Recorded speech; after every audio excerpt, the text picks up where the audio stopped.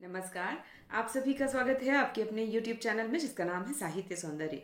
साहित्य सौंदर्य में आज हम लघु कथा साझा पढ़ने जा रहे हैं जो कि लिखी है असगर वजाहत जी ने।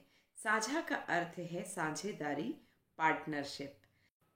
असगर वजाहत की लघु कथा साझा में किसान के दर्द को बयां किया गया है कि किसान जब साझेदारी में खेती करता है तो किस तरह एक पूंजीपति वर्ग उसकी मेहनत का फायदा उठाता है। मेहनत बेचारा किसान करता है और फायदा या लाभ किसे पहुंचता है? पूंजीपति वर्ग को, पैसे वाले व्यक्ति को। पैसे वाला व्यक्ति अर्थात यहाँ पर हाथी उससे कहता है कि आओ सांझे की खेती करते हैं, मतलब मिलकर खेती बाड़ी करते हैं। तुम मेहनत करना, मैं पैसा लगाऊंगा और जब फसल होगी तो हम आधी आधी बांट लेंगे। लेकिन ये चिकनी चुपड़ी मीठी बातें हाथी तभी तक करता है जब तक कि उसका पर्पस सॉल्व नहीं होता, अर्थात जब तक उसका उद्देश्य पूरा नहीं होता। जिस दिन खेती तैयार हो जाती है तो हाथी का रवैया बदल जाता है। तो यहाँ पर हाथी प्रतीक है पूंजीपति वर्ग का। तो आइए पढ़ते हैं लघु कथा साझा। हालांकि उसे खेती की हर बारीकी के बारे में मालूम था, लेकिन फिर भी डरा दिए जाने के कारण वह अकेला खेती करने का साहस न जुटा पाता था। यहाँ कहा गया है किसान को खेती की हर बारीकी के बारे में मालूम था, मतलब उसे छोटी से छोटी बात मालूम थी कि ये मिट्टी कौन सी फसल को अच्छी तरह पैदा कर सकती है, कौन सा बीज यहाँ अच्छे से पनपेगा और मिट्टी को कैसे और ज्यादा उपजाऊ बनाया जा सकता है। इस तरह हर एक बात मालूम होने के बाद भी उसे डरा दिया गया था, इसलिए वह अकेला खेती करने का साहस नहीं जुटा पाता था। डर किस बात का था? डर इस बात का था अगर वर्षा ना हुई, अकाल पड़ गया तो वह खेती को अकेले कैसे संभालेगा, पानी कहाँ से दे पाएगा। आदि बातों की चिंता के कारण वह अकेले खेती नहीं करना चाहता था। पहले वह शेर, चीते और मगरमच्छ के साथ सांझे की खेती कर चुका था।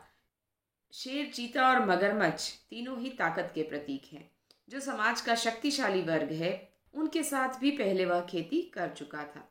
अब की बार हाथी ने उससे कहा कि वह उसके साथ खेती करना चाहता है। हाथी यहाँ पर पूंजीपति वर्ग का प्रतीक है।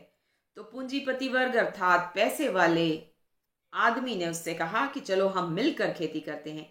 किसान ने उसको बताया कि सांझे की खेती से उसका कभी गुजारा नहीं होता, वह अकेले खेती कर नहीं सकता, इसलिए वह खेती करेगा ही नहीं। हाथी ने उसे बहुत देर तक पट्टी पढ़ाई, अर्थात उसे बहलाया फुसलाया और कहा कि खेती तुम्हें करनी चाहिए और तुम्हारा पूरा पूरा साथ देने के लिए मैं हूं ना, मैं बैठा हूं, सारा पैसा मैं लगाऊंगा, तुम्हें सिर्फ मेहनत करनी है और जो फसल होगी उसका मुनाफा हम आधा आधा बांट लेंगे।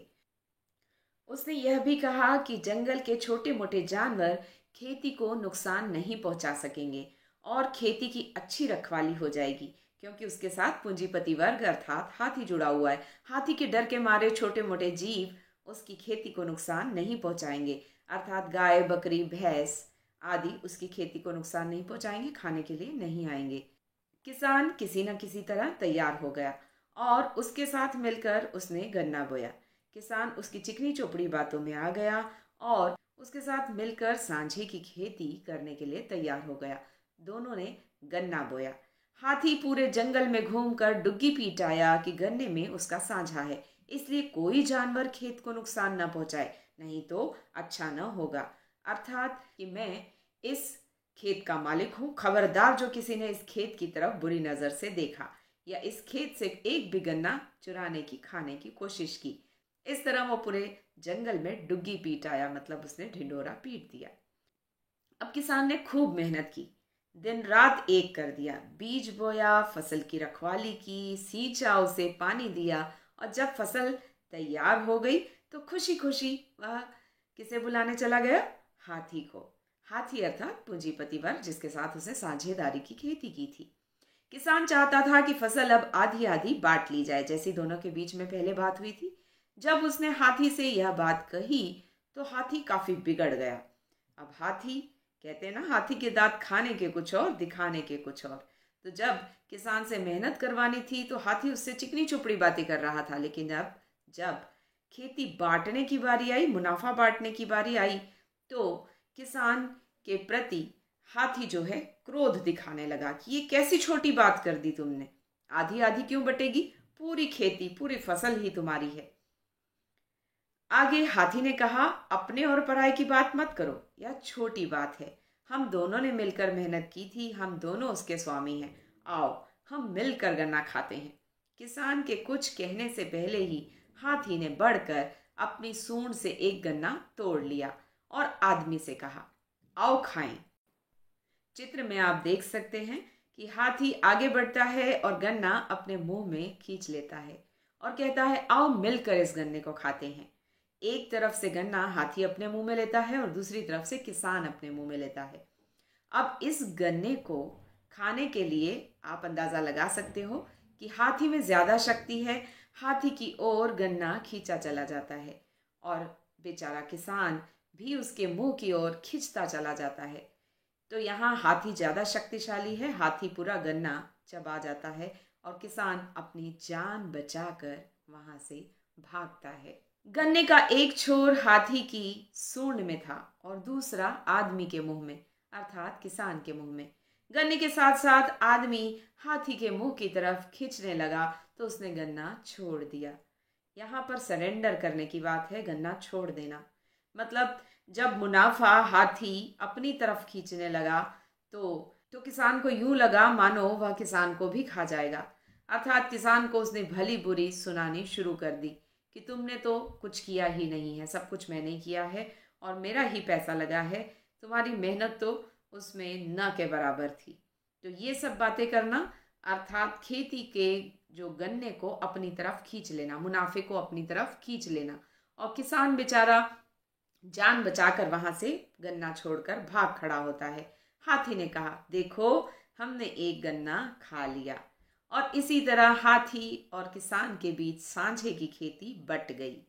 अर्थात मुनाफा ले गया कौन? हाथी, पूंजीपति वर्ग।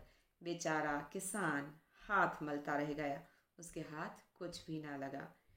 इस कहानी से हमें किसान के दर्द की बात का पता चलता है, अंदाजा आता है कि मेहनत करने वाला किसान पूंजीपति वर्ग के हाथों किस तरह से ठगा जाता है। मेहनत करने से पहले जब सांझे की खेती शुरू होती है तो पूंजीपति वर्ग उसके साथ चिकनी चुपड़ी बातें करता है, आश्वासन दिलाता है कि मैं तुम्हारे साथ हूँ, हम आधा आधा कर लेंगे मुनाफा। लेकिन जब मेहनत पूरी हो जाती है, किसान अपना दिन रात एक करके मेहनत करता है, खेती तैयार हो जाती है, फसल बांटने की बारी आती है, तो पूंजीपति वर्ग उस पर हावी हो जाता है। किसान बेचारा जैसे तैसे अपनी जान बचाकर भागता है। उम्मीद करती हूँ लघु कथा साझा आपको समझ में आ गई होगी।